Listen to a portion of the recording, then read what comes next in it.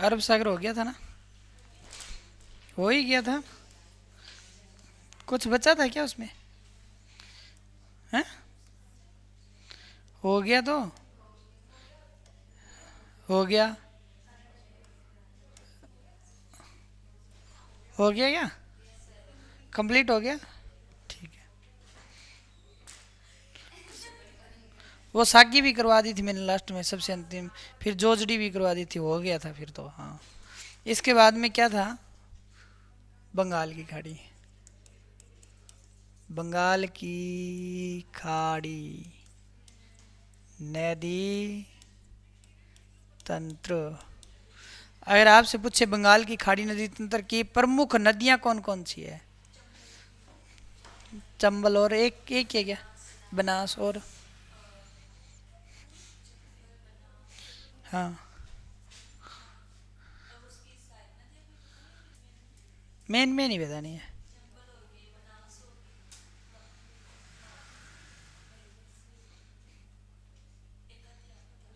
ठीक है, मैं तो सारी बताने वाला हूँ। देखो, दो ही नदियां हैं सिर्फ। कौन कौन सी है? एक तो शाबाश,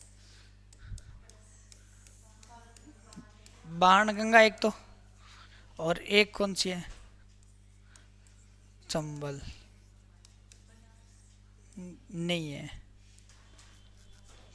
समझ में आ गई बात है। अब इसकी सहायक नदियां हैं कुछ, ठीक है, जो हमें नहीं पढ़नी। और इसकी सहायक नदियां हैं जिसमें इस दिशा से मिलने वाली सहायक नदियां कौन सी है, बाईं ओर से मिलने वाली नदियां कौन सी है, और दाईं ओर से मिलने वाली नदियां कौन सी है? दाईं इधर ही है। दाईं और दाईं ऐसे करेंगे, दाईं और बाईं। सॉरी, दाईं और बाईं। बड़ी दाईं होती है, छोटी बाईं होती है। बाईं ओर से मिलने वाली सहायक नदियां कौन कौन सी है? तो याद रखना, एक तो ये वाली है और एक है ये वाली। सबसे पहले इसमें आती है कुराल, नहीं बामनी, बामनी। बामनी को ब्राह्मणी भी कहा जाता है, ठीक है। ब्राह्मणी के बाद में आती है कुराल।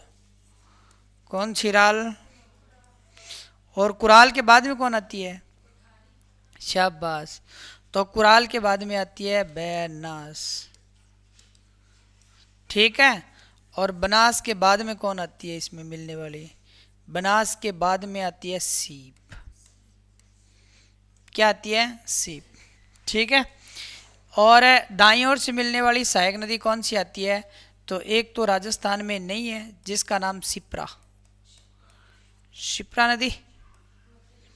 हाँ, उज्जैन इसके किनारे पर अवस्थित है, ठीक है। दूसरी बात ये है, काली सिंध, सॉरी काली, काली सिंध है क्या? सिंध नदी, सिंध नदी सॉरी। और कौन सी है इसकी? है तो एक दाईं ओर से मिलने वाली नदी है जिसका नाम है कूनू। एक नदी है माता थारी पार्वती। समझ में आ गई बात है। अब देखो इसकी सहायक नदियां कौन कौन सी है? तो इसकी सहायक नदियां एक तो है आहू, एक है पर, वन, और है क्या कोई? आह, काली खो, काली खोट नहीं, काली खो। समझ में? वो तो आपके मन में है खोट तो, ठीक है। बामनी की कोई सहायक नदी नहीं है। कुराल की एक सहायक नदी है मेज। कौन सी नदी है? मेज। और बनास की अगर पूछे कौन सी सहायक नदी है, तो एक तो है, शाबाश, कोठारी। एक कोठारी के बाद में आएगी खारी, खारी के बाद में आएगी डाई, डाई के बाद में कौन आएगी? बनास, खारी, डाई, और एक आएगी मोरेल, मोरेन सॉरी, मोरेन, फिर आएगी सी, जो दोनों में मिलती है। समझ में आ गई? बनास और चंबल नदी का संगम होता है इसके, ठीक है, और सीप के साथ। तो दूसरी बात, अब इस दिशा से मिलने वाली सहायक नदियां हैं, ये तो किस दिशा से मिलती है? बाईं ओर से मिलती है। किस दिशा से? बाईं। और अब आएगी दाईं वाली। एक तो आएगी कौन सी? आयड, आयड नदी। और एक आएगी कौन सी? मोरेल नदी। ये है, ये आयड की एक सहायक है जिसका नाम है बेडच। आगे हो जाता है क्या? ठीक है, तो गंभीरी है फिर। कौन सी भीरी? गंभीरी नदी। और इसकी सहायक नदी भी क्या है? गंभीरी है। ये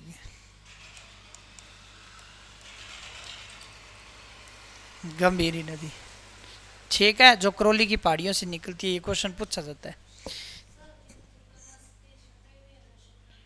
शिप्रा नदी के किनारे पर है वो, उज्जैन के अंदर, दुर्गादास की छतरी। और दुर्गादास का वो भी स्थान यहीं से ही गया है, और यहीं इसी के नदी के किनारे पर वो लगता है, वो जन्म स्थान है, वो तो नहीं, ऐसा कोई स्थान है उसका, दुर्गादास राठौड़। हाँ, उज्जैन, उज्जैन, पता कौन सा है वो, उनसे संबंधित कोई वो है, ठीक है, दुर्गादास राठौड़ से संबंधित। सिप्रा नदी के किनारे पर उनकी छतरी है साथ में, ठीक है। और इसी के किनारे पर उज्जैन है, और उज्जैन में क्या लगता है? महाकुंभ लगता है। सिमज महा की बात है।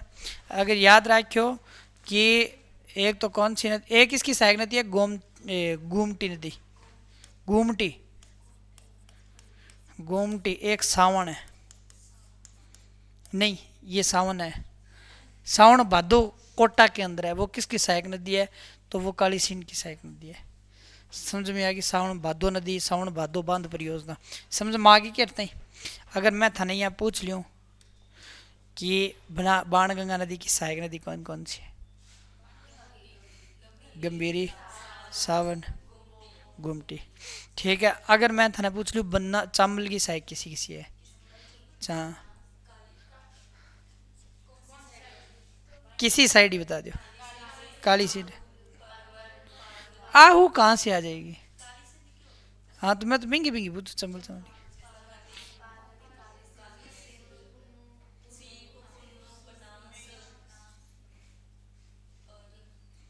और सब बढ़िया है, परवन भी है, ठीक है। और उसकी थी, ठीक है, जिसकी तुम बता रही थी। देखो, आप सबसे पहले हेडिंग डाल दो बाणगंगा। कौन सी नदी? बाणगंगा नदी। पहली बात तो ये कि बाणगंगा नदी को क्या कहा जाता है? क्या कहा जाता है? हैं, अर्जुन की गंगा कहा जाता है। लो भाई, अर्जुन जी, अर्जुन जी की गंगा। और भीम की गंगा भी कहा जाता है क्या?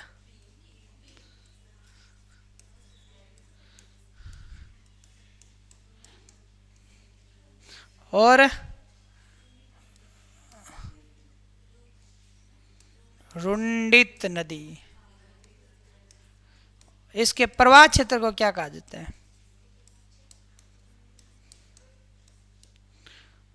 ताला, ठीक है, ताला क्षेत्र को क्या कहा जाता है? इसका प्रवाह क्षेत्र। अब ये यहां से निकलती है, कहां से निकलती है? यहाँ की पहाड़ियों से निकलती है क्या? अच्छा, ये पहाड़ियाँ हैं जिसका नाम क्या है? बेराट। बेराट की पहाड़ी कहाँ पर है? ये जयपुर में है। ये यहाँ से निकलती है। ये बेराट की पहाड़ी जयपुर में वर्तमान में नहीं है, ये कोटपुतली के अंदर है। कौन सी पुतली में? कोटपुतली बहरोड के अंदर, ठीक है। ये यहाँ से निकलती है, कहाँ से निकलती है? ऐसे चली जाती है। कैसे चली जाती है? इसके बाद में ये जयपुर में आती है, जयपुर के बाद में दौसा के अंदर, दौसा के बाद में भरतपुर में। और माना जाता है ये नदी यमुना तक नहीं पहुंच पाती वर्तमान में। ठीक है, कम से कम वाह काफ़ी टाइम हो गया, 1996 के बाद ये लगभग सूखी है। ठीक है, और इससे पहले इसका जो जल है वो किस में जाता था, यमुना नदी में। वर्तमान में ये क्या है, सूख चुकी है। ठीक है, इसीलिए इस नदी को क्या कहा जाता है, रुंडित नदी कहा जाता है। ये क्वेश्चन आया था टीचर भर्ती परीक्षा के अंदर, निम्नलिखित में से रुंडित नदी किसे कहा जाता है, तो किसे कहा जाता है, बाणगंगा को क्या कहा जाता है, क्योंकि ये सूखी हुई है वर्तमान में, ये कहाँ तक नहीं जा पाती है, यमुना नदी तक, इसीलिए इसे क्या कहा जाता है, रुंडित नदी कहा जाता है। हाँ तो जाती है तो, हाँ किसने कहा, तो सूखी हुई है। देखो बारिश आती है तो इसके माँ पानी आ जाता है। ठीक है, बारिश नहीं आती है तो लोग देख के रखे यहाँ आवागो को नहीं है, हाँ मौसमी है। राजस्थान में लगभग तमाम नदियाँ क्या है, मौसमी है, दो नदियों को छोड़ के, एक चंबल है और एक माई नदी है। ठीक है, उसमें लगभग वर्ष भर या तो या फिर पानी रहता है। ठीक है, जबकि इन नदियों के अंदर पानी नहीं रहता, क्यों, क्योंकि यहाँ पर बारिश अधिक होगी तभी पानी आएगा, वरना आंखें हम भलाइयाँ वाली लेकिन नदी में नहीं आएगा। हाँ, समझ में आ गई बात है। तो इसका पानी अगर अधिक बाढ़ होती है ना तो यहाँ तक ही जाता है, भरतपुर तक जाता है, भरतपुर शाहपुरा तक, भरतपुर में शाहगढ़ है, पता नहीं शाहपुरा ऐसा कोई स्थान है, वहाँ तक ही जा पाता है, बाद में ये विलुप्त हो जाती है, यानी यमुना तक नहीं पहुँच पाती। समझ में आ गई। ये है तो किस खाड़ी तंत्र की, बंगाल की, लेकिन बंगाल की खाड़ी में इसका वर्तमान में पानी नहीं जाता। ठीक है, इसीलिए इसे कहा गया रुंडित। बीच में ये क्या हो जाती है, दफन हो जाती है। मैं आगे नहीं जाऊँगी, सारा साथ छोड़ गया मेरे। समझ में आ गई बात है। तो ये वैसे मिलती किस में थी, यमुना में। यमुना में कहाँ पर मिलती थी, इटावा के अंदर, इटावा के आसपास मिलती थी। ठीक है, मुरादगंज इटावा में तो चंबल नदी मिलती है, उसके अंदर मुरादगंज इटावा के अंदर तो चंबल नदी मिलती है। समझ में आ गई बात। अब दूसरी बात इसकी ये है कि इसी पर दो बांध बने हुए हैं, एक तो ये वाला है, कौन सा वाला, कौन सा बांध है, ये है, कौन सा बांध है, बंद बरेठा, बारेठा या बरेठा जो भी है। ठीक है, इस पर बांध बना हुआ भरतपुर के अंदर। ये बंद बारेठा अभ्यारण्य को क्या करवाता है, जलापूर्ति करवाता है। इसके बाद में यहाँ पर ये छोटा सा बांध और है, कौन सा बांध है, हाँ अनजान नहीं, अजान, अनजान मत बनो आप।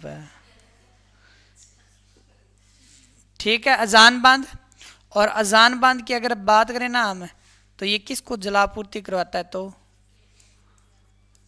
केवला देव अभ्यारण्य को, केवला देव अभ्यारण्य को करवाता है, जबकि अभ्यारण्य को नहीं करवाता। ठीक है,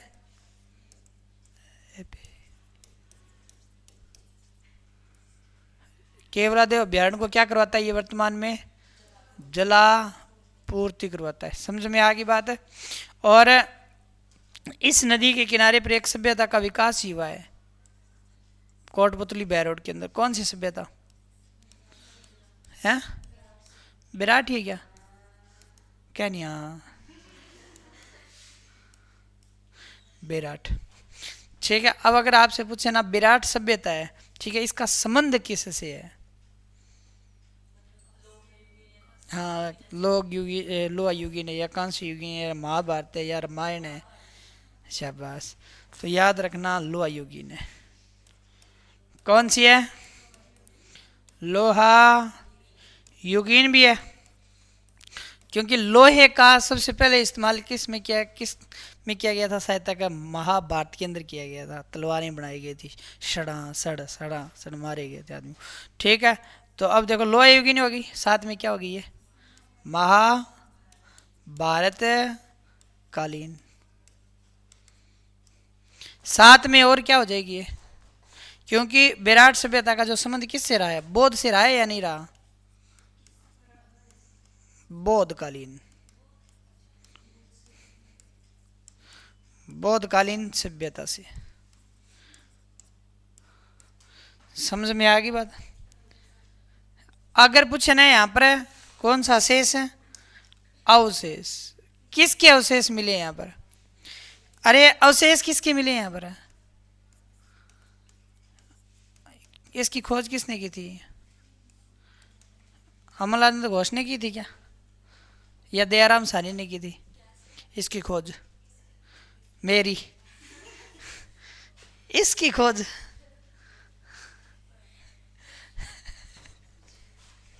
तो किसने की थी? दयाराम साहनी ने की थी। समझ में आ गई।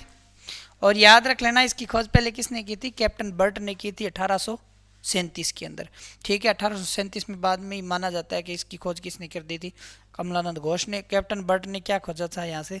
वो क्या होता है, क्या होता है? तो बाबरू शिलालेख। हाँ हाँ, बाबरू शिलालेख यहीं से मिला था। ठीक है, उसकी खोज किसने की थी? कैप्टन बर्ट ने की थी। तो यह भी याद रखना। अवशेष यहाँ पर किसके मिले हैं? तो एक तो बाबरू शिलालेख। समझ में आ गई।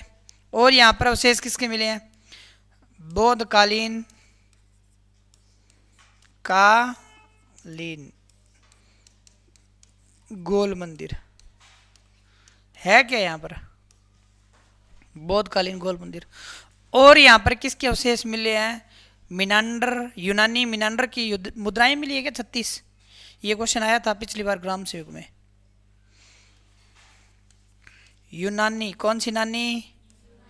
शासक, यूनानी शासक की 36 क्या मिली है? यूनानी शासक है। कौन सा है यूनानी शासक है? मिनांडर था क्या? कि 36 मुद्राएं मिली है। मिल गई क्या?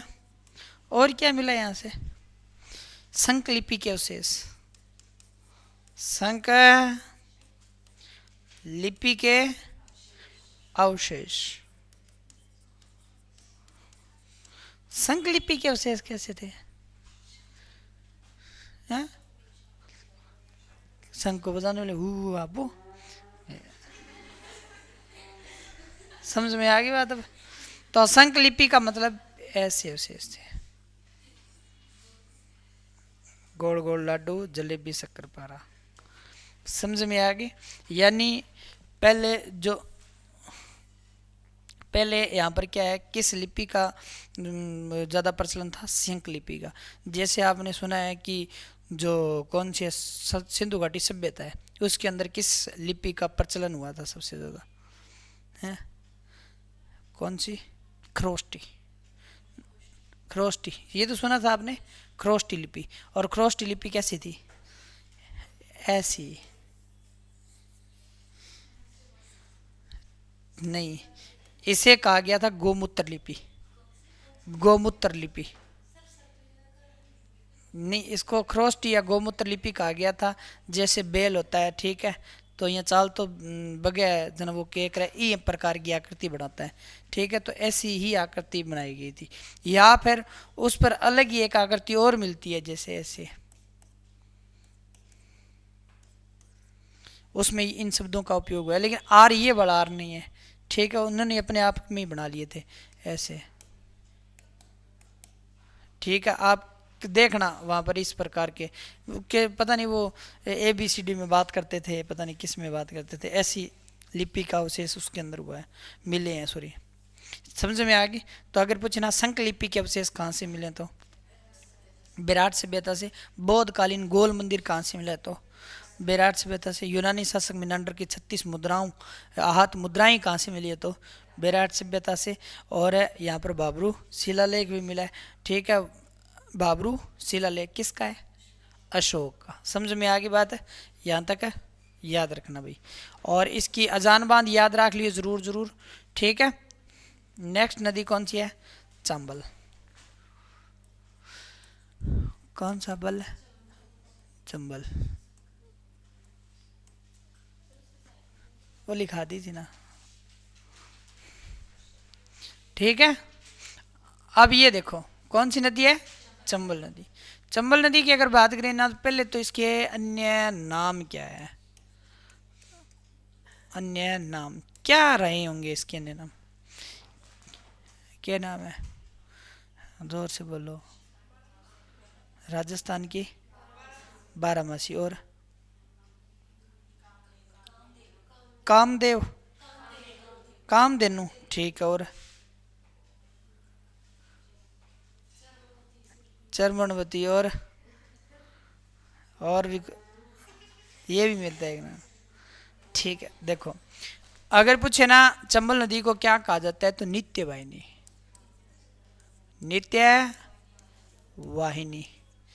नित्य वाहिनी का मतलब क्या होता है, ये हमेशा चलती रहती है, कभी भी क्या नहीं होती, इसके अंदर पानी समाप्त नहीं होता। और इसे क्या कहा जाता है, सदा वाहिनी। सदा वाहिनी यानी एनी टाइम बहती रहती है। और इसे क्या कहा जाता है, काम है, राजस्थान की कामधेनु।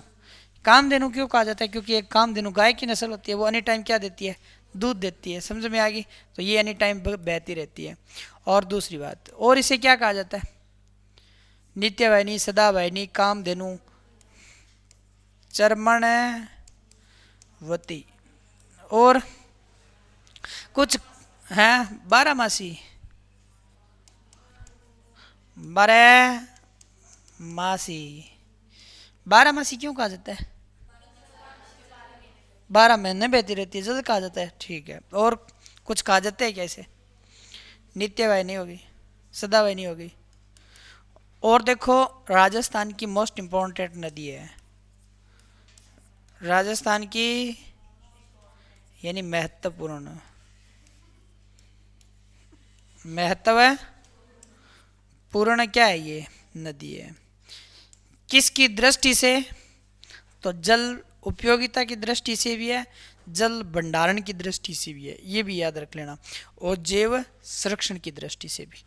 ठीक है, किस किस दृष्टि से, तो एक तो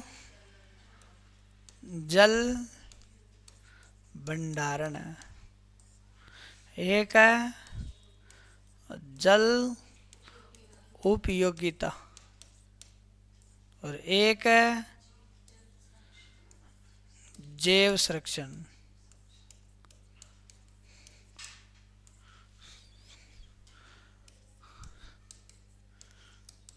दृष्टि से पहले तो मुझे ये बता दो, जल भंडारण की दृष्टि से उपयोग कैसे है ये उपयोग महत्वपूर्ण, क्योंकि राजस्थान में सबसे ज़्यादा जल का ऑब्जर्व कौन सी नदी करती है, यही करती है।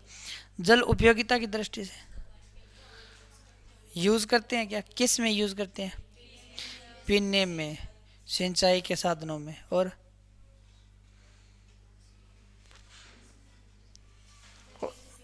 है दैनिक उपयोग में, दैनिक जीवन आ गया भाई, पीने के लिए कर रहे हैं, बिजली बनाने के लिए, और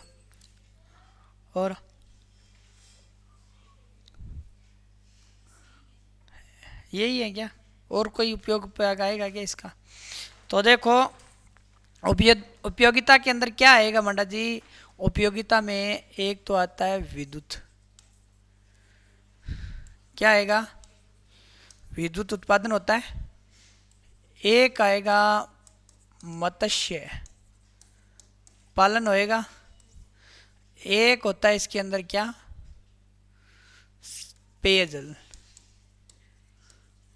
एक इसमें क्या होता है, क्या हो गया, क्या हो गया, सिंचाई में। ठीक है, अब जैव संरक्षण की बात करें तो जैव संरक्षण करती है क्या नदी, ये नहीं करती, बियारण होंगे, अच्छा, हाँ हाँ। तो जैव संरक्षण की बात करें तो ये क्या करती है, घड़ियालों का संरक्षण करती है, घड़ियालों का क्या करती है, संरक्षण करती है। चंबल घड़ियाल अभ्यारण है कि नहीं है यहाँ पर, ठीक है, एक का ज्वार सागर अभ्यारण, ठीक है। वहाँ पर जीवों का ये क्या करती है, संरक्षण करती है। माना जाता है कि घड़ियालों के जो अंडे होते हैं ना, ये नदी बहा कर अपने साथ ले आती है। तो आगे जो ज्वार सागर अभ्यारण्य है, ठीक है, उसके अंदर क्या हो जाता है, उसको एकत्रित कर लिया जाता है। यानी वहाँ पर बांध के आसपास ये इकट्ठे हो जाते हैं और वहाँ पर निकलना प्रारंभ हो जाते हैं अंडे से बाहर। समझ में आ गई। तो यहाँ पर ये रुक तो जाते हैं ना, आगे तो नहीं बहते। अगर आगे बहते तो वो क्या हो जाते हैं, खराब हो जाते हैं। यानी वो जीवों जीवों को क्या कर देती, नष्ट कर देती। समझ में आ गई बात है। तो यहाँ पर किसका संरक्षण हो रहा है, घड़ियालों का भी हो रहा है और किसका हो रहा है, मगर मच्छ होता है क्या, मगर मच्छों का अभ्यारण्य, मगर मच्छों का भी क्या करती है, संरक्षण करती है। समझ में आ गई। और बहुत सारे जीव ऐसे हैं जहाँ पर ये क्या करती है, इसका इनका क्या करती है, संरक्षण करती रहती है। समझ में आ गई। और राजस्थान की ऊपरी सतह पर प्रवाहित होने वाली नदी कौन सी है, चंबली है। ऊपरी सतह है क्या, पर प्रवाहित,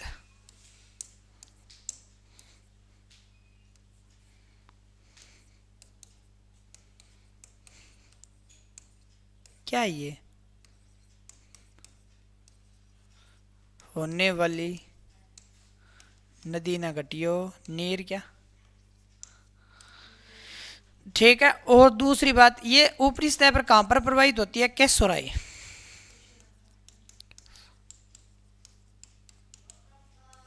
राम ही राम, केसोराई पाटन के आसपास। केसोराई पाटन कहां पर है, बूंदी में है क्या,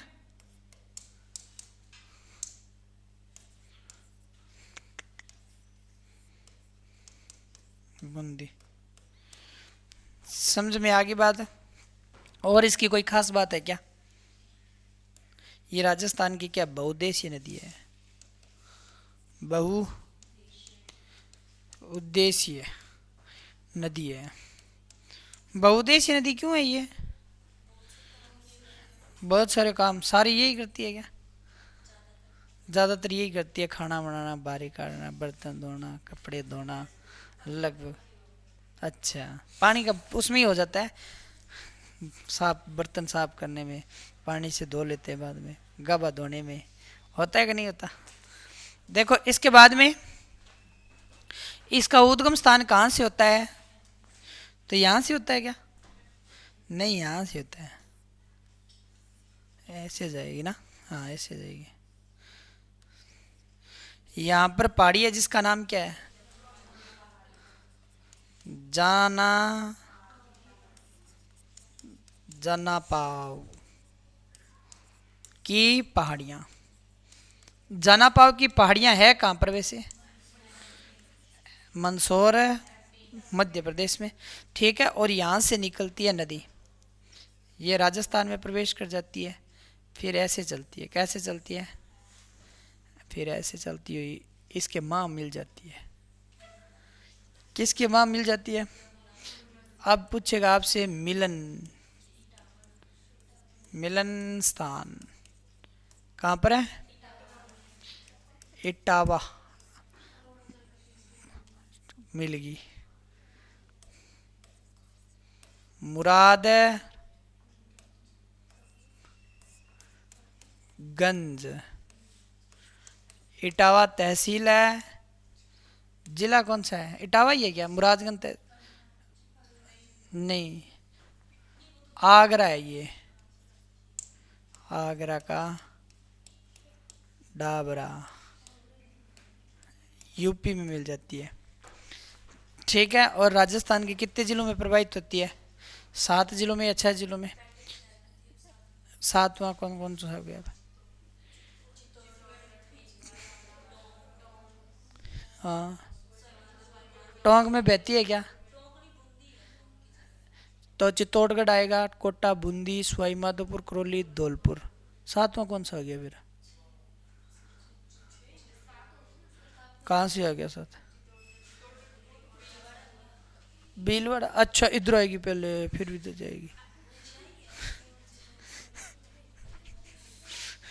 आंखों का काजल है देखो, अब देखो ये राजस्थान में यहां से प्रवेश करती है, राजस्थान में प्रवेश यहाँ, चक 84 गढ़, 84 गढ़, च से चंबल, च से 84 गढ़, च से चित्तौड़गढ़ क्या करती है, राजस्थान में प्रवेश कर जाती है। और यहाँ पर एक छोटा सा क्या बना हुआ है, शाबाश, प्रताप जल प्रपात, जल प्रपात का नाम है चूलिया, चूलिया, ठीक है। और इसकी खास बात क्या है, ये राजस्थान का, राजस्थान का, राजस्थान का सबसे ऊंचा जलप्रपात है। इसकी ऊंचाई है 18 मीटर।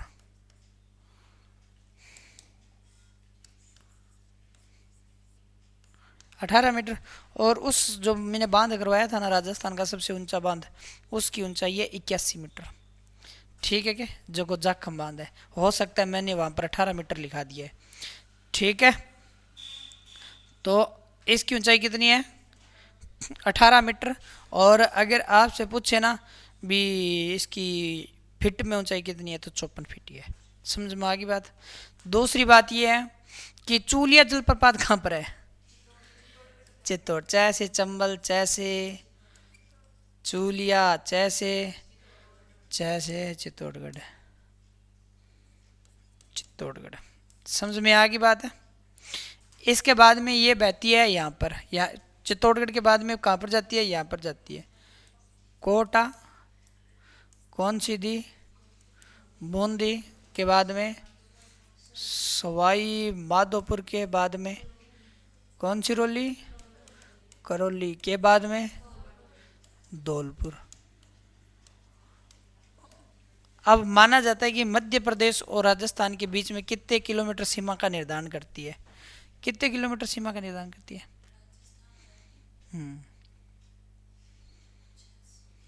शाबाश। तो याद रखना, यहाँ से लेकर, सॉरी, पालिया से पिनाट, सवाई माधोपुर में एक स्थान है जिसका नाम है पालिया। किसको पालिया, किसी को नहीं पाया। एक है पिनाहट, पिनाहट यहाँ से लेकर यहाँ तक इस लंबी, इस जो नदी है ना, ये राजस्थान के बीच में सीमा बनाती है, मध्य प्रदेश और राजस्थान के बीच में। और इसकी जो लेंथ है वो कितनी है, 245 है, या 145 है, नहीं 245 है, हाँ 200।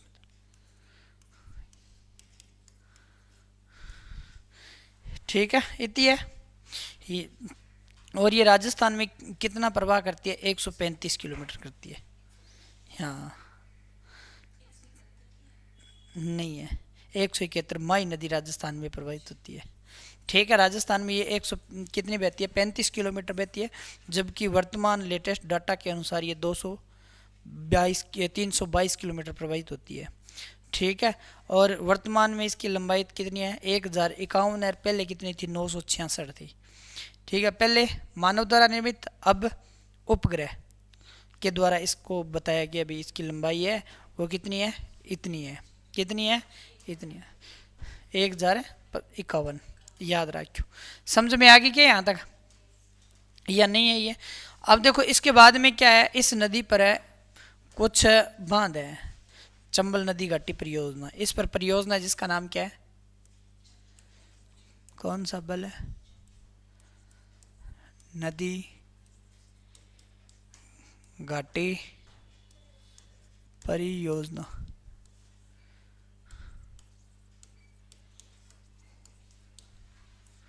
चंबल नदी घाटी परियोजना कितने राज्यों की संयुक्त परियोजना है,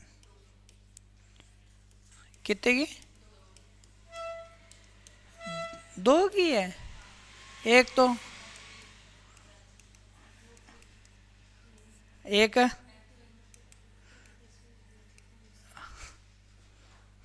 एमपी राजस्थान की, और दो ही है। और अनुपात क्या है इनका? 50 थारा, 50 मेरा, यही था क्या?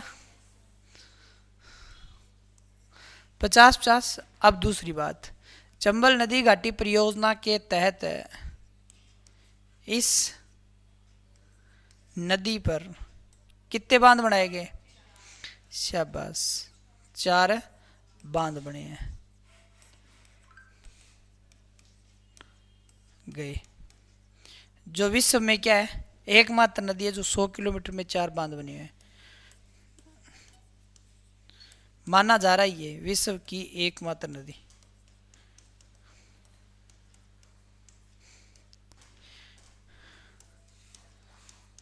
जिस पर 100 किलोमीटर के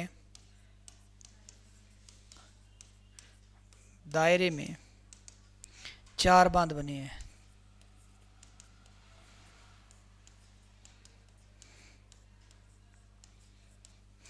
चार बांध बने हुए हैं, समझ में आ गए? अगर आपसे पूछे ना इस पर 4 बांध तो बने हुए हैं, लेकिन है कौन कौन से, यहां पर लिख दूं क्या? एक तो है गांधी सागर बांध, है कहां पर ये? एमपी में है क्या? और एमपी में है, लेकिन यहाँ ये पहले चरण में इसका, सॉरी, प्रथम पंचवर्षीय योजना में निर्माण हुआ था ना। चलो जरूरी नहीं है। 1972 में इसे राष्ट्र को समर्पित किया गया था। राष्ट्र को क्या किया गया था?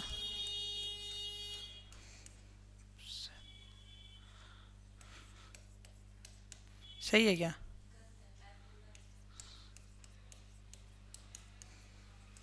समर्पित किया गया था, किसके द्वारा? इंदिरा गांधी के द्वारा। और दूसरी बात, यहाँ से विद्युत का क्या होता है उत्पादन? विद्युत का उत्पादन कितना होता है? विद्युत का उत्पादन है, किसी को पता है तो? कितना पांजा 115 हुआ है? कितने पांजे 115 होते हैं?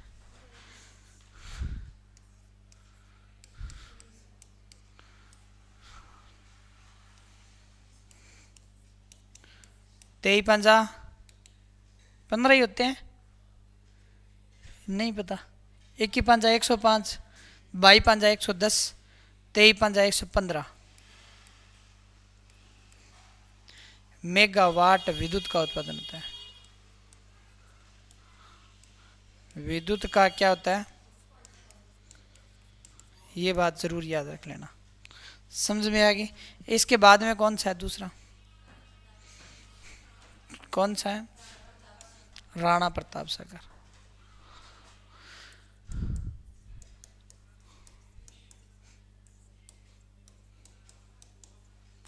ये राष्ट्र को समर्पित है। दूसरे चरण में इसका क्या हुआ था? निर्माण। पहले चरण में 2 बांधों का निर्माण हुआ था, एक तो कौन सा था पहला? गांधी सागर, और साथ में इसमें कोटा बैराज, समझ में आ गई? दूसरी पंचवर्षीय योजना में राणा प्रताप सागर का, इसको भी 1972 में क्या किया गया था?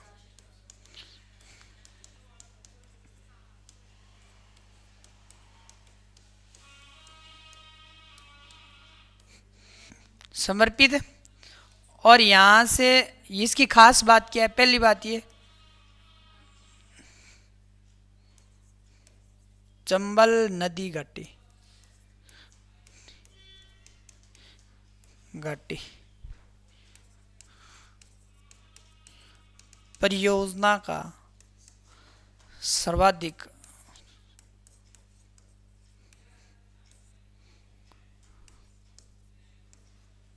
विद्युत, विद्युत का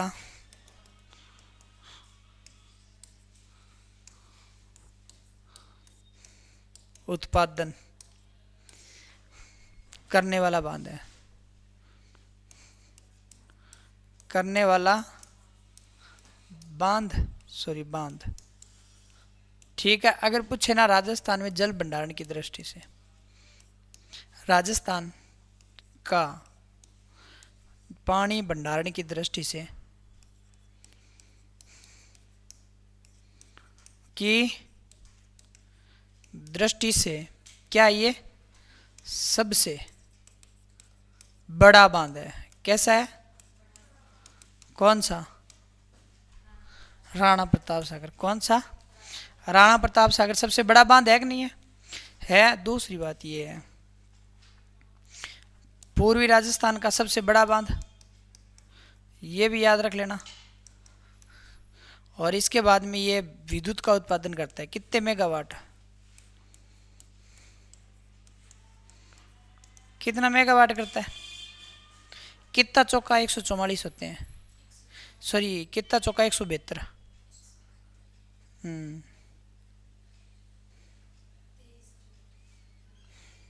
बता दो कितना चौका 172 है?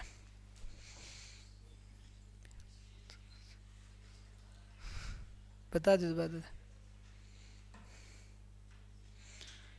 कितने चौके 172 होते हैं? एकदम इजी सो प्रश्न है, आसान सही प्रश्न है। कितने चौके होते हैं 172? 43 दूना कितना है? 86। 86 दूना कितने होते हैं? 172 होते हैं। सच्ची होते हैं? सही है। तो याद रखना 43 इंटू, फिर दिमाग वो मुंह में अटक गया था, है ना? 172 मेगावाट विद्युत का उत्पादन करती है। समझ में आ गई? बस बंद कर दो मुंडा जी।